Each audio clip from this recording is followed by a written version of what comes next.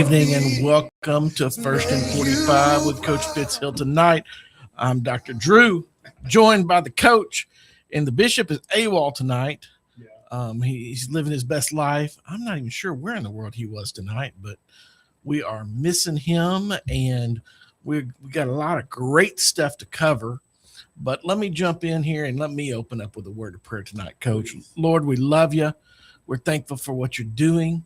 We're thankful for the places you're taking us. We're thankful for the people that you put on this planet, Lord, to serve you, love you, and chase after you. And we are praying for each and every one of them, Lord, to step into the calling that you have on their life, Lord.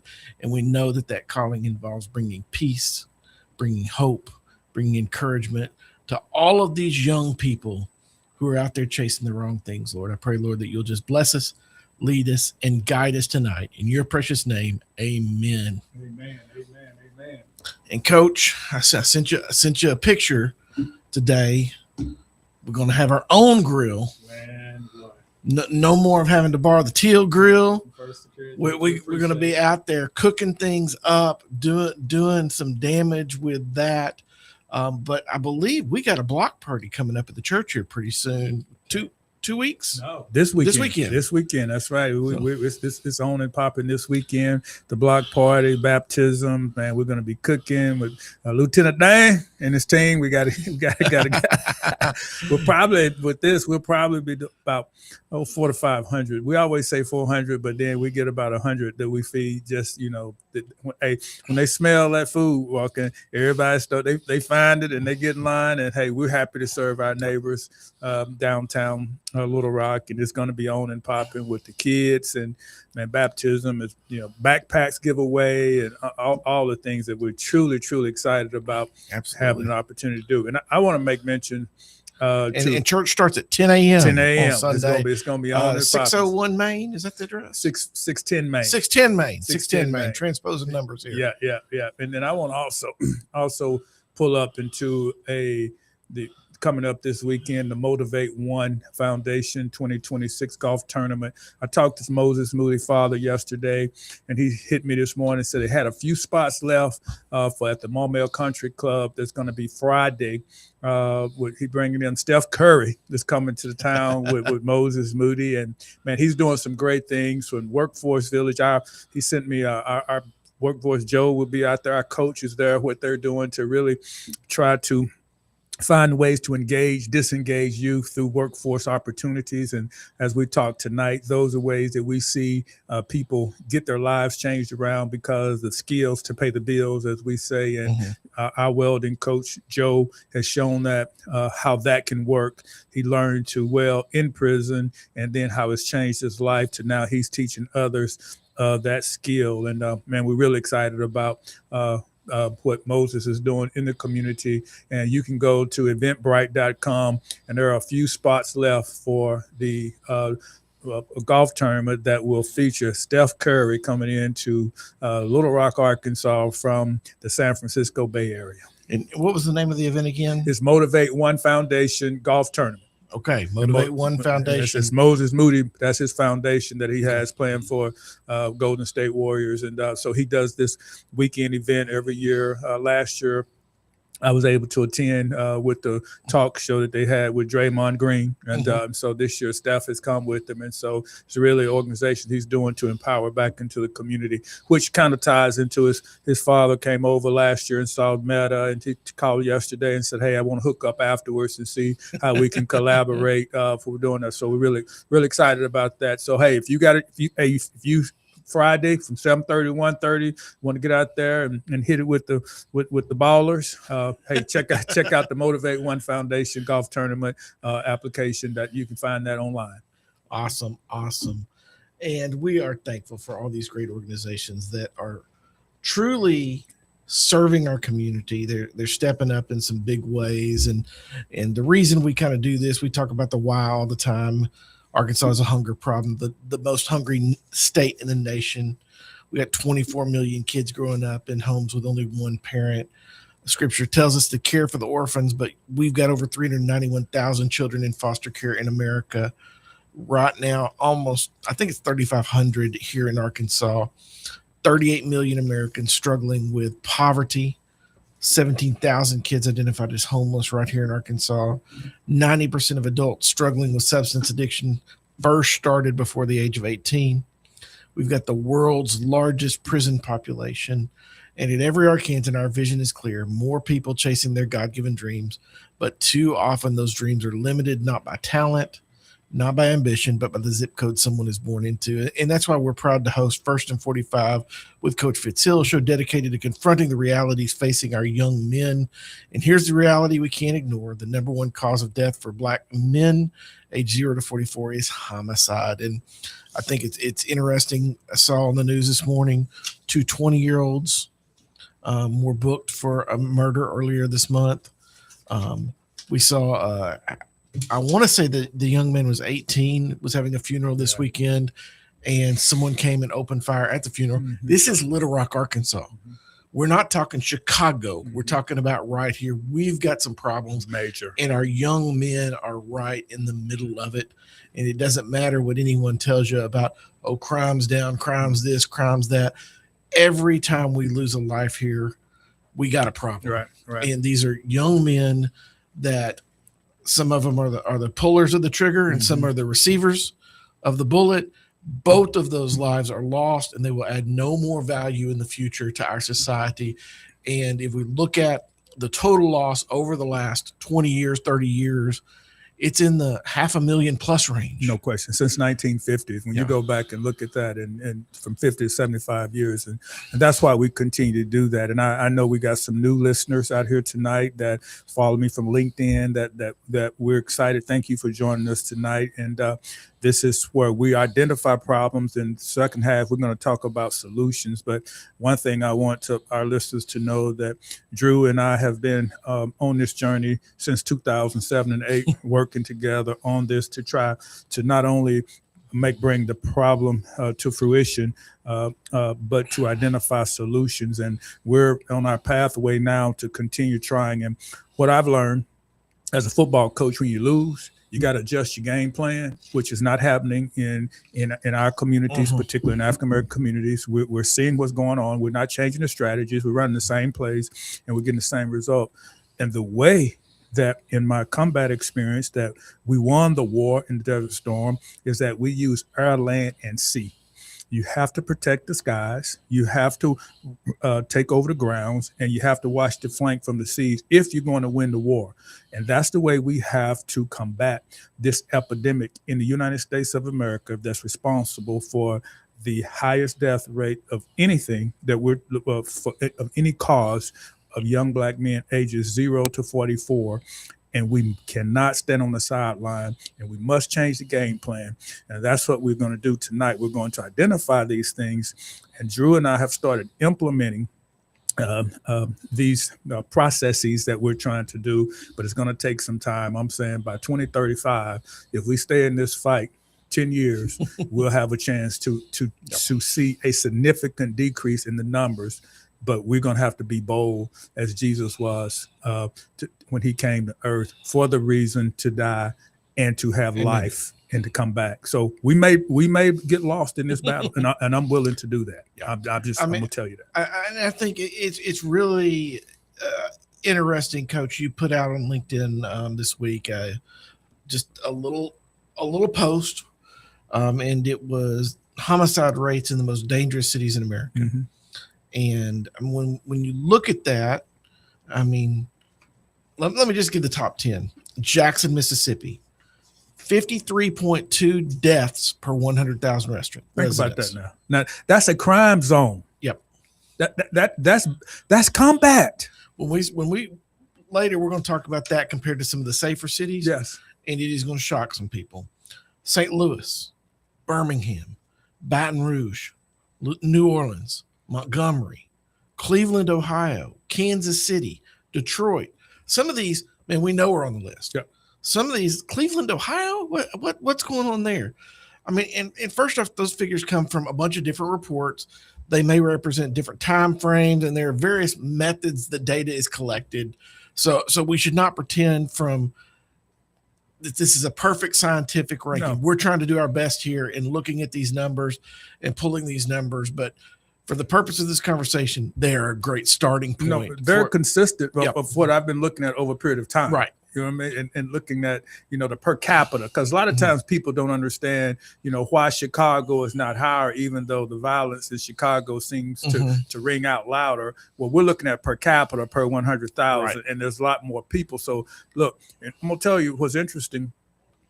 When I was I came a couple chief of police ago in Little Rock, but when he came to Arkansas Baptist College community after we had decreased crime over 50% around the car wash and those type of things, he said, how do you get people to come to the community when it has been dangerous? Because that's when in 2006, when I got there, on that corner of the car wash, there had been 36 violent crimes in that year. Not crimes. Violent crimes. Exactly right. Okay. It's shootings and stabbings and everything. 36. So it's only 52 weeks in a year. So that's one every other week. Yep. On average. You see. And the crazy thing is at that point in time, there was the car wash and a liquor store. And then you had that nightclub. And the nightclub where Darren McFadden went that night and had shot in the foot. So had that accident. So when you start looking at that, he said, well, how do you get people to come here? And the reason I bring this up, I say I recruit New Orleans, East St. Louis, Baton Rouge, Memphis. All of those are on the list before Little Rock. Yep. And so when I bring in students from those cities, they think Little Rock is safe. and it's crazy because I think a lot of times we live in something, we become so engaged in it, we don't realize how bad it is. Until we start comparing it to other places. And that's what I've kind of done is taken these numbers for these top 10.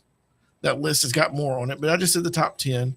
And then 72204, which is one of our toughest zip codes right here in Little Rock. And I mean, what I kind of wanted to look at is how many of the conditions found in America's most violent cities are already present in our own neighborhoods. And then what can we do about them? That's it. And so, I mean, we've got to begin, I think, with this word poverty. In Jackson, Mississippi, 28% or 27.9% of residents live below poverty line. What percentage was that? 27.9. The median household income is 42 grand. Birmingham, 24.7. Median household income, 46,000. 72204, 27%. So we're right up there with Jackson. And the median household income is 40,000, so less than both those others. Now, I want to compare this to Naperville, Illinois. This is classified as one of the lowest homicide communities in the nation. Their poverty rate is 4.4%. Yep. And the median household income is $155,000. So our examples of violent communities have a poverty rate 6 times that of a safe community. And in violent communities, you can expect to earn less than 25 cents on the dollar compared to a safe city. And so I think when we look at this, that there's something to be said about a poverty problem because the disparity is so large.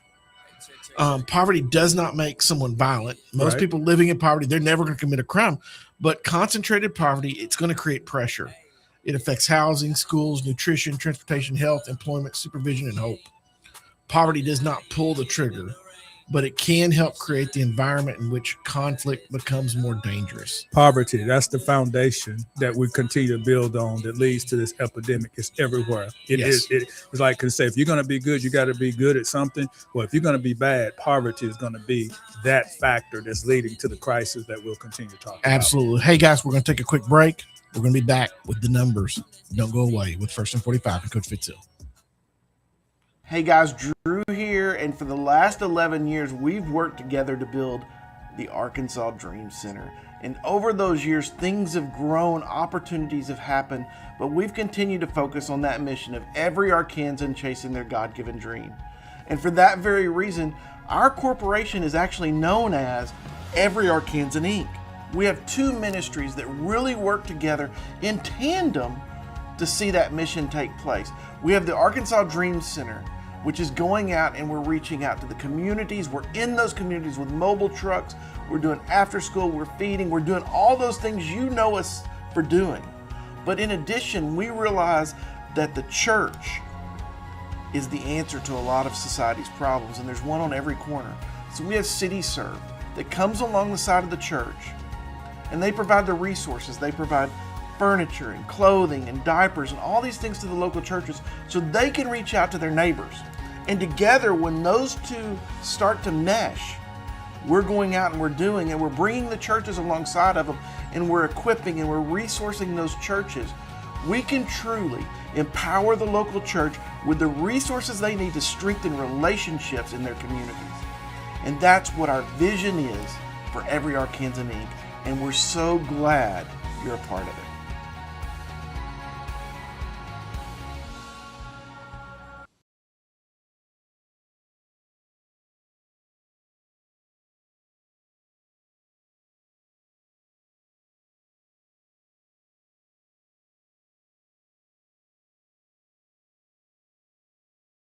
There's one thing I know. And we are back with First and 45 with Coach Fitz Hill. During the first quarter, we started talking about poverty and its contribution to a lot of our violence issues. And the second condition I kind of want to look at is educational opportunity. Mm-hmm.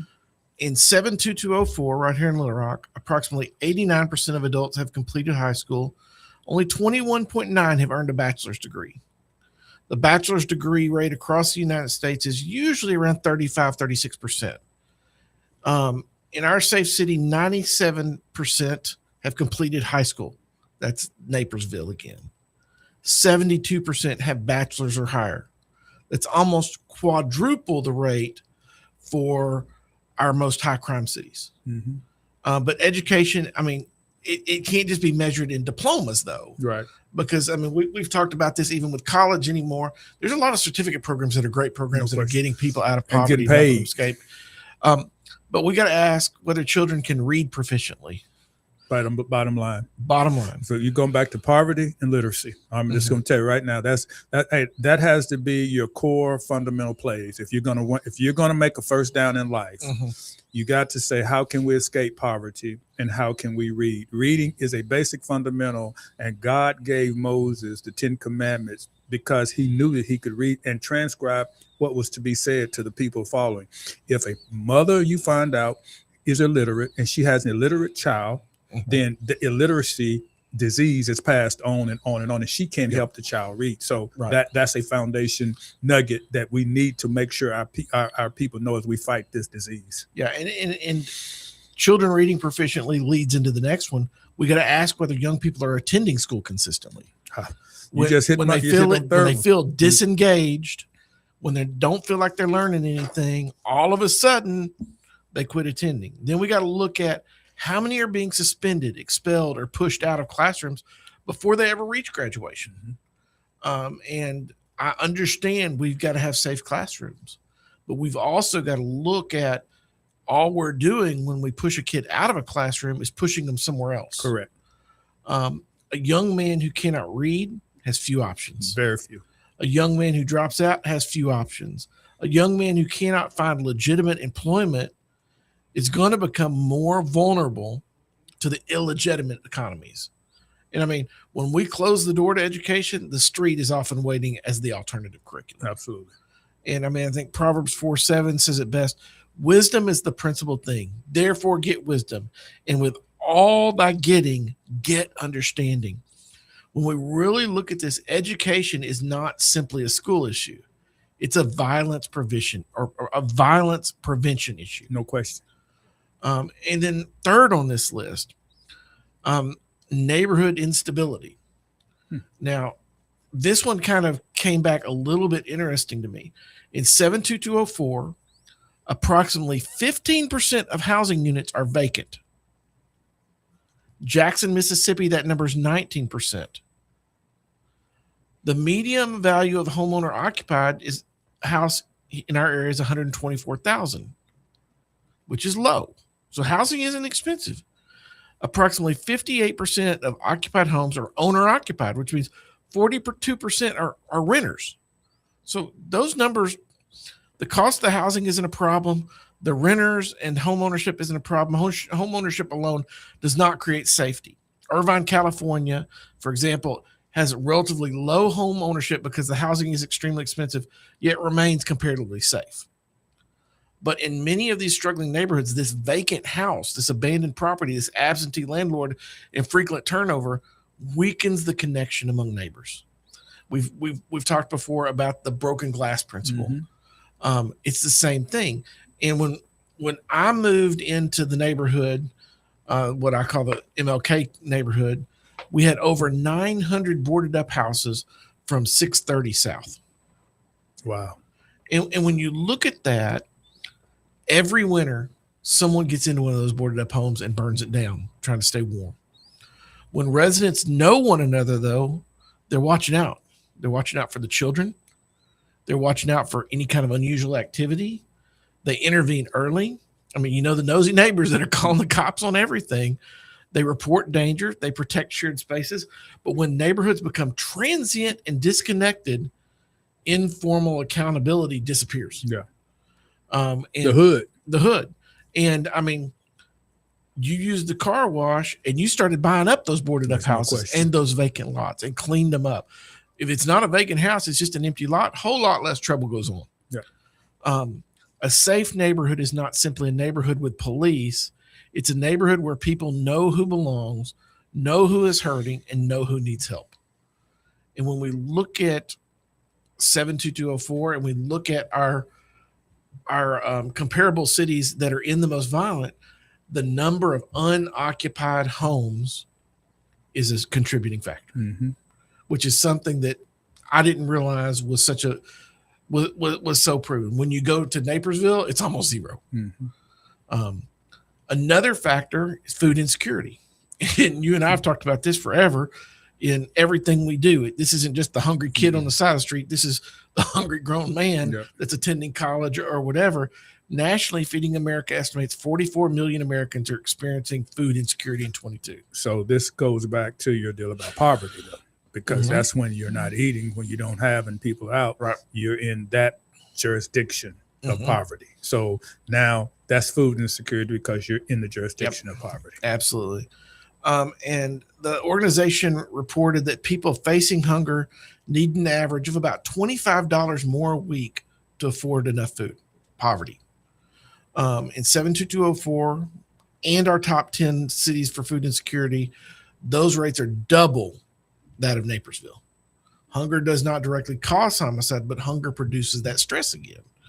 And it affects concentration, behavior, health, and family stability. A lot of our kids get in trouble. I mean, if Uncle T will tell you, it's stealing the little things because I was just a little hungry. Yeah. A child who's worried about tonight's dinner is not entering the classroom with the same emotional resources as a child whose basic needs are secure. So I told you, I've shared this story before, and I want to share with our listeners. When I was on the state board visiting school, and I went to this one school here in Little Rock, and one of the kids was getting arrested. And so I asked what happened, and they said he was getting arrested for trespassing. I said, how can you get arrested for trespassing if you go to school here? He said he was suspended. And I said, so why did he come? You know why he came back? For lunch. All right, and I said, well, why would you have him arrested? Why wouldn't you just give him a sack lunch and tell him to leave? The kid is hungry. He came back to the school. The school is oftentimes the school's getting paid for it. It's not like they're losing money on it. And that's a refuge. And that's the thing that I want us to start looking at school as, particularly for this population that you just mentioned. That's why, I know that we're working not only at Arkansas Baptist College for the population of young men that we have, but we're looking now from K through 12 to see how can we take this, what's creating the 2%ers that I'm going to talk about in the second half. The 2%ers are being created by these foundational measures that you just spoke about. They're about for kids who are born into poverty to teenage mothers, okay, and have elementary school suspensions, those factors. Those are our social factors that we must address. And the church and our social agencies must address these specific things if we want to change, because what our country is doing right now is building prisons, and you cannot get down on the state and the federal governments for building prisons to make communities safer when the community itself is not managing its people. And that's a community issue that you have to take up. So what we're saying, we want the government to come in and fix a problem. That never happened in building Black Wall Street. That's the thing. When I went to Tulsa and I look at this and I look at communities, that never happened in 1865 to 1895, 30 years where illiteracy was decreased in the African-American community, the highest of any ethnicity in the world. Now, how you going to tell? And the government had nothing to do with that. Exactly. Absolutely nothing. So listen, I understand the government. And I'm grateful to live in the United States of America after serving in combat and things in Desert Storm and being able to travel to third world countries and being able to see that. We're blessed here, but we have to have a civil revolution within our own community. Say this is not acceptable. Correct. If we want to stop this black male homicide epidemic that's responsible for the death rate and incarceration rates of our young men, which is keeping our populations from growing and keeping up with other ethnic groups. Absolutely. And this kind of leads us to that next uncomfortable question. Many high violence cities have hundreds, sometimes thousands of churches. And the government wasn't set up to solve this problem. Not the church was. And the problem may not be the absence of church buildings. The problem oftentimes is the absence of sufficient neighborhood transformation from those churches. God is a God of transformation. No question. He's moving. It says he's going to and fro. It doesn't say he's just staying stationary in a building somewhere. We got to be careful with church counts because a directory of churches in a neighborhood doesn't mean transformation in a neighborhood. And so I think one of the questions that we have to ask when we look at the churches in our communities, are we measuring the success of the church by how many people come inside on a Sunday or by what happens outside the church from Monday through Saturday? Right. How are we changing people's lives? How are we changing things? And I had a great conversation with Pastor Marius today, just talking about, we had Serve Day the other day, and how both of our hearts is, man, we want to see the whole church getting up and serving their community. James 2:15-16 asks, what good is it to offer kind words to a brother or sister who lacks food and clothing without doing anything to meet the need? Our faith has got to become action. Our churches have got to say, okay, hey, we're here, but we're going there. We're leaving these four walls. We're serving the community. We're making a difference, because the only hope in all of this is the hope of Jesus Christ. And it's going to be tough. Because we're at war, because Satan, remember, he comes to kill, steal, and destroy. So if we just think we're going to go out there and we're going to be able to show up one day and say, oh, I checked this box, it's not going to happen. Listen, it's just like we have to be consistent in trying to change the lives of these young people in the community, from the teenage mothers. What we're going to have to stop saying is we cannot have any more children. We got to look, where are our fathers? Here are the things that must take place, the things that were taking place. Just think about this. In the 40s and 50s and into early 60s, the non-marital birth rate in the United States for African Americans was less than 20%. Less than 20%. And that's during the Jim Crow era and all the challenges that come before I was born. And now today it's as high as 74%.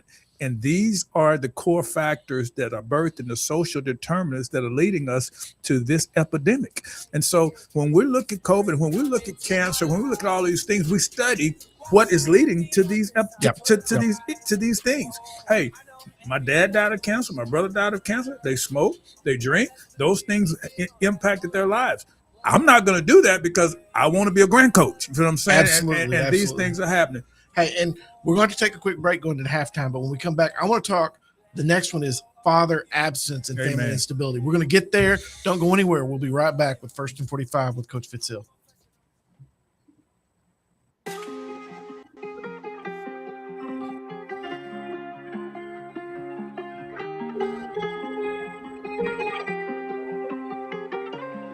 As a former football coach, knowing the engagement that takes place on the football field, the basketball courts, the track, baseball, outside of extracurricular activity, META is the best academic curriculum I've seen for the oftentimes socially challenged student. And glad to have a pilot program going here now with Hamilton Learning Academy, as well as juvenile detention facility, to inspire, grow hope to a population of kids who sometimes don't believe that in the United States that life, liberty, and the pursuit of happiness is for them. And so this opportunity allows them to see that, to feel that, and to engage in that, and to leave here thinking that I can do something that maybe they didn't think they could do prior to enrolling in the Better 24 program. All right, who's the CFO? Yeah. Come on up, come on up. Give the CFO a round of applause. All right, what's the marketing promotion team?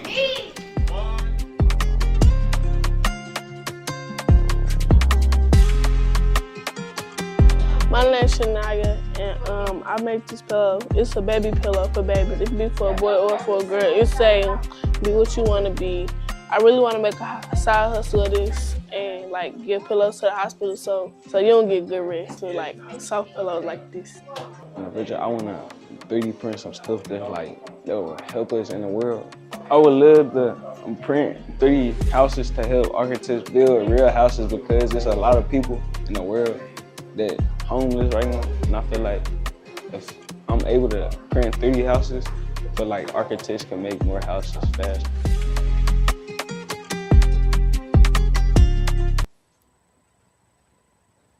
Holy Spirit, come into my life.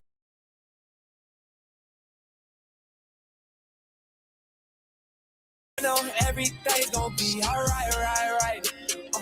And we are back with First and 45 with Coach Fitz Hill. Coach, before we went to the break, I mentioned the father absence and family instability is also something that is definitely worth an examination in this. Fatherless on a city-by-city basis, it's a hard number to kind of nail down, but we do have some estimates.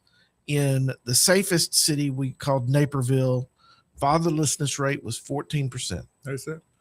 Birmingham is estimated at 58, Little Rock 44, Montgomery 54, all nearly 3 times higher than our safest city. And first off, many single mothers and single fathers, they're doing heroic work. Absolutely. We've always got to say that, but children generally benefit from stable, loving, and involved adults, especially committed fathers and male mentors. Young men need someone who teaches them how to process anger, resolve conflict, respect women, recover from failure, and understand their God-given identity. Malachi 4:6 speaks of turning the heart of the fathers to the children and the heart of the children to their fathers. And that's more than a family verse. That's a violence prevention strategy when we look at it. And we've got our Every Arkansas Dads program. We just graduated our first cohort. But when you look at it, you were talking earlier about this generational slide of illiteracy. Mm-hmm. When mom's illiterate, there's oftentimes you see illiteracy in children. When dad's absent in one generation, it continues. And when we look at these cities that we're talking about that are the most violent, when you go back to 1960s and 50s, the father in the household numbers were dramatically different. No question. And Drew, there's a couple perspectives on that, and I want to talk about both because as I study this phenomena, I look at the fact that in many cases the black male at the time after the civil rights laws was forced out of the house for the welfare program. And this was when our black leadership was asking the government to come in to right wrongs that have been happening. And in the process of doing that, I think we see unintended consequences in fracturing the black family, because now you're telling a woman with, if a man can't live here if he doesn't work and not bringing anything in. So now what does a mother do with 3 or 4 children, and the male here says you can't stay here or you can't be here legally? Because there was a movie about that, about him hiding in the house, and then when they come by and see, they cut off the food. So she said, you got to go. So now this male is not interacting with his children because he's trying to get the check from the government. So now we're God never intended for the government to raise children. No. Okay. And the government never intended to raise children. No question. That's what I'm saying. The unintended consequence of trying to help. And that's why, when you look back and I think back about Black Wall Street being built, and I'm thinking about the models of independencies, and I'm thinking about even Chinatown, when I think about all these communities. See, when we talk about desegregation, we never meant to fragment the communities. Right. And I think these are unintended consequences of what has happened. And so when you've done that, when you start moving and start thinking about this, the integration process, when you remove instructors, let me tell you, and why this is so important, as you know, I call identifiable role models. And this is a slippery slope to be able to navigate. But in order to understand it, you have to try to communicate it. When you start thinking about Black men in the classrooms, all you got to do is look at that now and look at what has happened, because doing segregation, you had that. Yep. And even coming out of the 70s, 80s, my seventh grade teacher in math and science were Black men. Boy, that is a rarity today. Oh, it's beyond rarity. Okay, you know what I'm saying? But see, they came out of that, and that's why we work. You know what you help Arkansas Baptist College do. That's why you have an honorary doctorate, because you understand the value of HBCUs in the communities and the purpose and mission that they serve. It wasn't that when we said we're going to integrate that they were no longer needed. You know, there are purposes, but what that meant is that you have the opportunities to go wherever you want to go. I went to Washita, all right, but I realized God called me here to serve. I went to University of Arkansas. I went to Northwestern State University. I have degrees from all. God called me to serve right here. And what we're saying is that you came back to Martin Luther King community to serve, to address these issues that I'm saying, that over the next 10 years, we have to focus on prevention, intervention, and diversion of these issues. And you've already mentioned the ones that we're talking about right now.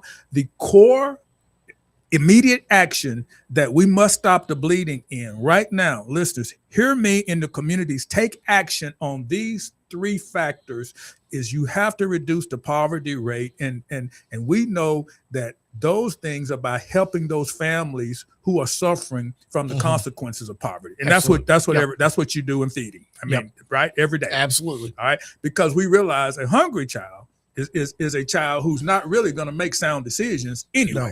And you know what happened? The trauma leads to the drama.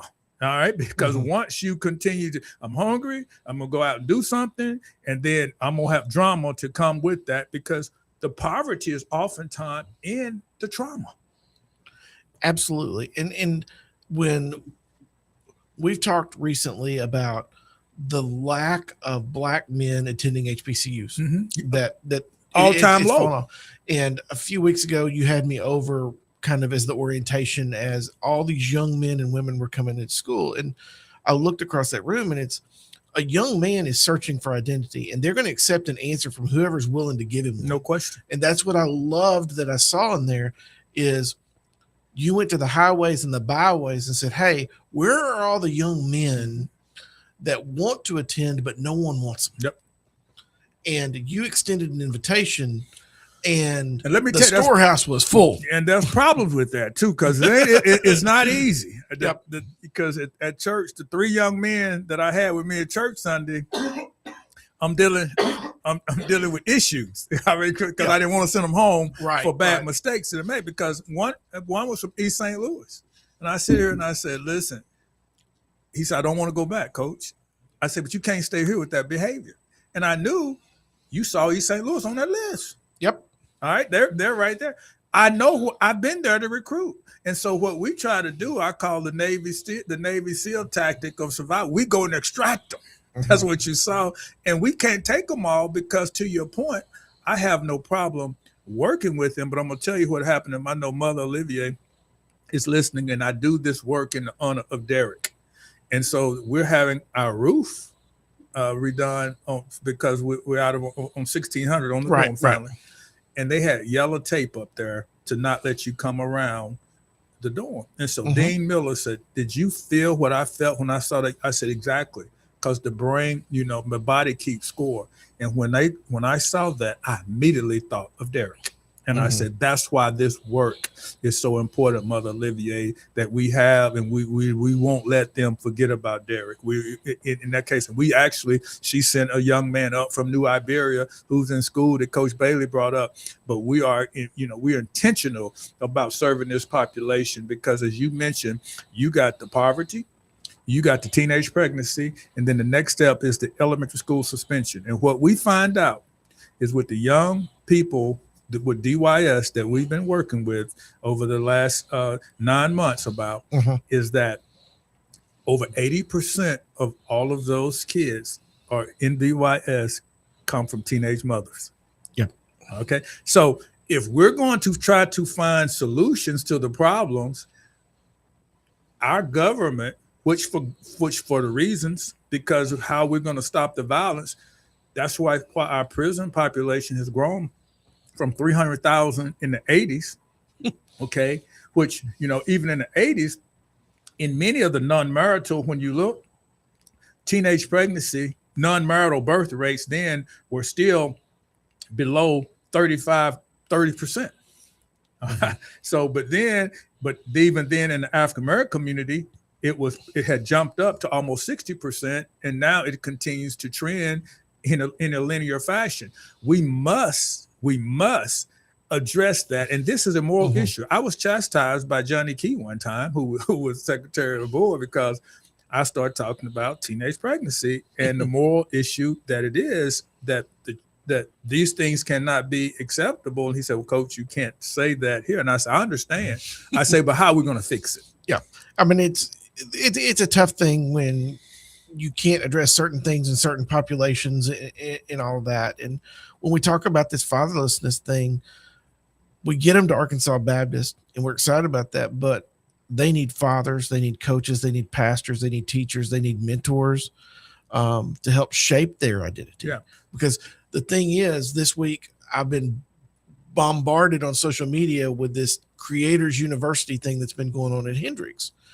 And you look at this, social media and those streamers had enough influence that thousands and thousands of people migrated to Conway, Arkansas, just to be near it. Yep. Our young people are so desperate for acceptance and for encouragement and for someone. They're going to jump on social media. They're going to jump on that street org. They're going to do whatever it takes to find that acceptance, because we've left this giant vacuum of fatherlessness in their life. Yep, absolutely. And we have to be able to change that. And Lieutenant Dan, as we always talk about, it's amazing what I can't say and what I can say. But as soon as you walk into prison, they give you a Bible. Now, but I can't talk about it any other time. That's why I love being at ABC, because I said, hey, we're going to have some chapel. We're going to have some praise and worship. And you just never know when that spiritual nugget may take root in that heart and start the transformation process that God needs. But if you don't have that experience and you're not sharing the word of God, it has no chance. And so when God gets ready, he can transform us all. And then as we go from the prevention, we next, and that's the 0 to 12, where we have to say, how are we positioning our youth in a preventive style that we're keeping them on track so that we can continue to help them develop their literacy and their reading skills, engage them in a positive learning environment and after school programs. That's why the extracurricular activity. Proud to hear Dean Brian Miller's back in the LRSD continue with the 16 goal program, man. Really, I had a kid tell me a few weeks ago, he said, "You don't remember me, Coach?" I said, "No." He said, 16 gold. He said, "That program saved my life." That's exactly what he told me. And I said, he said, "I didn't have anything else to do." He said, "I've been in trouble and you told us." And I said, man, God gave me a boost of energy, man, when the young man, he enrolled all in those school. sleepless all nights. those sleepless nights dealing with that. Hey, y'all stay tuned for the fourth quarter, 1st and 45. Coach Fitz, Dr. Drew in the house, and we'll be right back to finish strong. Black men have so many different problems, so many different issues. Homicide rate, high incarceration rate, fatherless homes. What is America going to do about it? What are we going to do about it? Yeah, what are we going to do about it? When I say we, I'm talking to black men. I'm asking us, what are we going to do about issues that negatively impact black men and boys to a greater degree than other demographics? Everybody knows about the homicide epidemic in this country regarding black men and boys. While comprising only 6% of the nation's population, we account for 50% of the nation's homicide victims. So what are we going to do about it? Here's another disturbing reality. While making up only 6% of the nation's population, we're about 40% of the nation's prison population. In fact, 1 in 3 black males are projected to go to jail in their lifetime. Again, I ask, what are we going to do about it? Collectively, black men have the means to solve these problems. We just don't have the mind to do so. And means without the mind is meaningless, brother. It doesn't mean a thing. When I look in my hands, they look new. When I look in my feet, they do too. 'Cause I'm free, yeah, I'm free. Thank God I'm free, I'm free. When I look in my hands, We are back for the fourth and final quarter of tonight's show with First and 45 with Coach Fitz Hill. So glad that you could hang out with us tonight, but you don't want to miss this last little bit. Hey, so I want to tell you what I'm hoping that we do is I had the car wash. I'm really trying to plan what I'm going to call a ICU. Okay.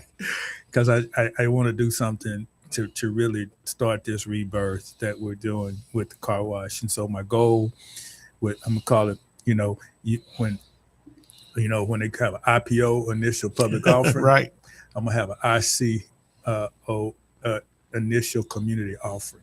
What I want to try to do is raise, and I'm putting together a campaign to change their car wash. I've already talked to Splash Car Wash, Mr. Stagg, and that, but I'm going to see through individuals throughout the United States of America to empower this movement, okay?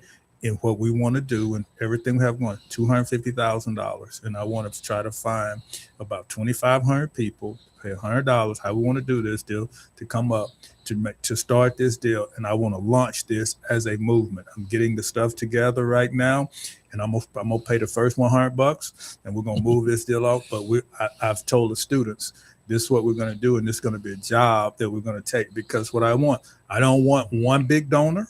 I want to show what the community can do. And this is tied into Arkansas Baptist College history when they raised $50,000 to build Old Main back in 1884 when they started. So now, do you realize how much $50,000 was in 1884?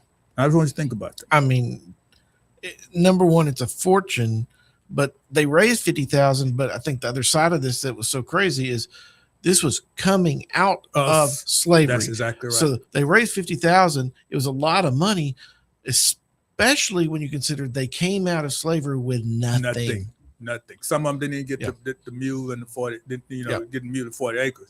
And so my deal is right now, these are the type of things that want to start. So my goal, I talked to my publicist. I said, I want to create a campaign of stock shares. Okay. But you'll get them back in heaven.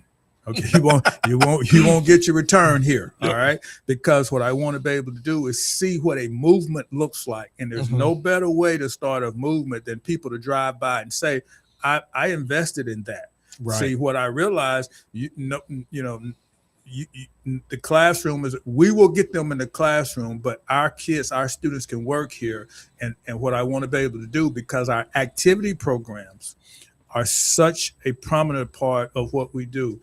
Our band program, we're going to have 150 band kids this fall. Our football program, right now, over 200 students out there on the football program, so much that I'm having to go out there and help coach, all right?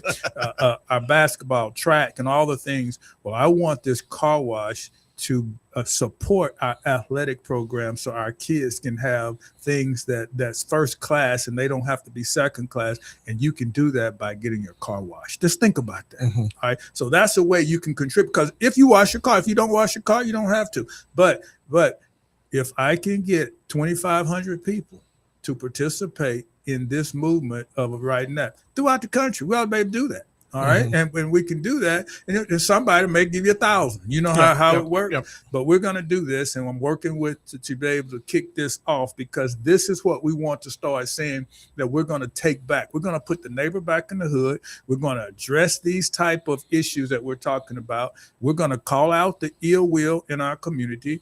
Fatherlessness, we don't, not only that, we're going to say, listen, get involved with your children. We want to provide the legal support to the young men that we're working with right now. I've been to court with several of our young men and trying to say, listen, don't come back here.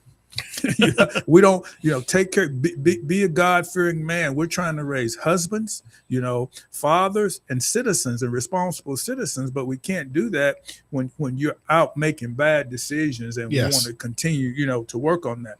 And I say that because we have a concentrated effort. Most people don't realize in that post I had, I said that 7% of the population is responsible for over 50% of the homicides in the United States of America. But that's not even fair to me, because when we look at it, I'm in that 7%, but I'm not gangbanging, I'm not killing. That number is actually 2%. And the 2%ers, what we find out, come from these high dense areas that we're talking about. When you look at the numbers, what I'm saying, and these things are very sensitive to talk about, but they are true. And I said, if it's facts, you're not stereotyping. You're telling the truth. Right. All right. And so you build that in what social scientists call it, it's called rational discrimination. And when I read that word, I said, what? Well, rational discrimination means you're basing your mindset, your cognitive process off things that you would normally do. If you saw several rattlesnakes over there, you would say, if I walk over there, it's very well I'm gonna be bit. All right. So that's rational. Right. To be irrational is just walk right through them and think that's gonna happen. Well, if you're coming to a community and you look down with the stats we just told you, all right, and the numbers say that Jackson, Mississippi, well, why is it one of the most dangerous per capita communities there? You have to look at the factors. And here are the things that we must look at and address and say, why are these cities over here, what can we do to address these social determinants that are leading to this high epidemic, this high black male epidemic that we're seeing, that's being high incarceration rate and high death rates? And when I look at these cities, it makes my heart grieve, because of the progress that our ancestors made to give us the opportunities in Black Wall Street, in building 9th Street on Little Rock, in North Carolina, the Black Wall Street. All those things were vibrant. Why today is Jackson, Mississippi, 82% Black, leading in that category with what we've seen historically on what we can do? Why is Montgomery, Alabama, which is 63% Black? That means we're the majority. Nobody's going to fix that. So we can't be here. We can't be here and say, well, who's going to come and say, well, you can't fix this, so we're going to do it for you. No, it's not going to happen. And so how are we going to decrease that per capita death rate that we have when we're not doing anything that's transformational? Well, we have to come in as a solutionist. A solutionist, and identify this. And when people start saying, well, Dr. Hill, you're not looking at this at the way it is, I said, well, listen to these facts right here. Gun deaths in the U.S. analyzing at-risk demographics in 2024, okay? Now, I want you to understand this. This is firearm-related homicide based on age group and races that took place in 2023, and so they were looking at this in 2024. Understand, from 15 to 39 years old, in that year, you had 8,799 African Americans murdered. That same year, you had 1,888 whites. Now look at that disparity and understand how many Black people, 45 to 50 million, and how many white people, 200 million. Look at that number, and you can see the disparity. Even in 1 to 14 years old, you have 241 Blacks and 99 whites. And even from a 40 to 79 years old, where it starts equaling out to some extent, you have over 2,500 Blacks and over 1,700 whites. Well, I'm just saying, here are the things that we must understand, and we must specifically address with intentionality if we expect to be transformation in this epidemic.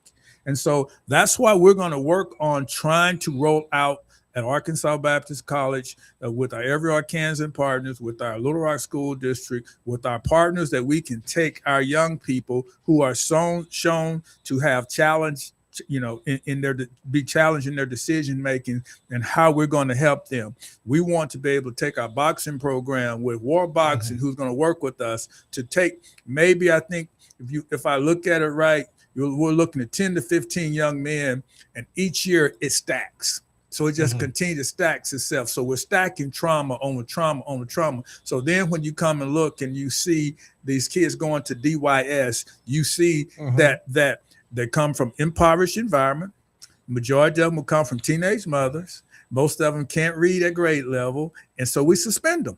So we need to take that kid, and what we'll try to do is take that young person, particularly young men that we're dealing with, make sure we're giving them what they need, the nutrition. Okay. Hey, address the poverty issues. I know, how many times have you sent food home? Way more than we should in today's society, and way less than we need to. Yeah. Because you understand you can understand when the kid's not getting enough to eat. When a kid's not given enough to eat, their brain's stressed, their body's stressed, they're not thinking clearly, and the first thing that happens is that hanger takes over. Yeah. And so those are things that you use, and we thank our supporters who allow you to do that. Absolutely. Which we couldn't do before we were there. That you're not going to let a kid leave there and be hungry. Well, and I mean, I think it's important. We used to use government funding for all that, and government funding is great. It's filling in a lot of gaps, but we couldn't send food home. We couldn't make sure that little brother who couldn't come out the front door could get those meals. We had to meet certain meal categories that the kids wouldn't eat. Man, when the private donors stepped in and said, hey, feed those kids, tell them about Jesus, and do what you got to do, we cut our costs and we fed more kids. That's the power of individuals in our community. When you talk about the car wash, I mean, the government can come in and write you out a check, but that's not power. No, that's exactly that's right. Strings and all kinds of other things. The power is when the people rise up and say, no more. Yeah, and that's what I'm trying to do, to say, if everybody will get a piece of this stock, and then we're just going to take it back a little bit at a time. Then we do something else. Then we do something else. Then we do something else. People follow vision where the kids are. All right. And that's what we want to do now that we have the kids. So now we're expecting 600-700 kids next month. And now this is when I want to kick this off, as soon as the kids come back, that you can invest in this movement with $100. All right. And the car wash will be that shining light, because I'm going to have that cross lit up there, right? Of course. I mean, I'm telling you, that is the light in the darkness. So when the darkness comes, the light comes on. And that's why it's called auto baptism. We baptism hearts and souls in the name of the Father, Son, and the Holy Ghost right there. And so that's the why. Yeah. And when people say, yes, auto baptism, you go to church on Sunday, but we'll baptize your car on Saturday and let you come on. We're going to be baptizing Sunday here at the Dream Center. But to your point, that's exactly what we're trying to do. It's going to take individual people, not just somebody just dropping off a check. Right. All right. How can we be transformative in transforming our communities by each piece of the puzzle? A puzzle is a small piece, but it comes together to be shown with it. And when there's a piece missing, you know it. We know. And we got a lot of pieces missing that we want to see people getting in the game and jumping out there and saying, hey, put me in, coach. Put me in.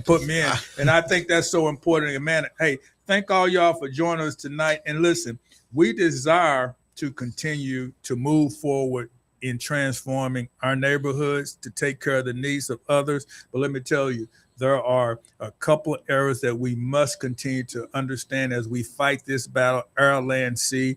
I want to announce I'm excited on Monday to speak at the National Warden Association with Mr. Todd Ball. Is going to be a great in Hot Springs. Give me an opportunity to come and share with the wardens from the United States of America and let them know the stories that we're trying to do, that we can decrease recidivism in the United States of America when we touch the hearts of our young people and our adults to give them life, liberty, pursuit of happiness, what God has promised we have.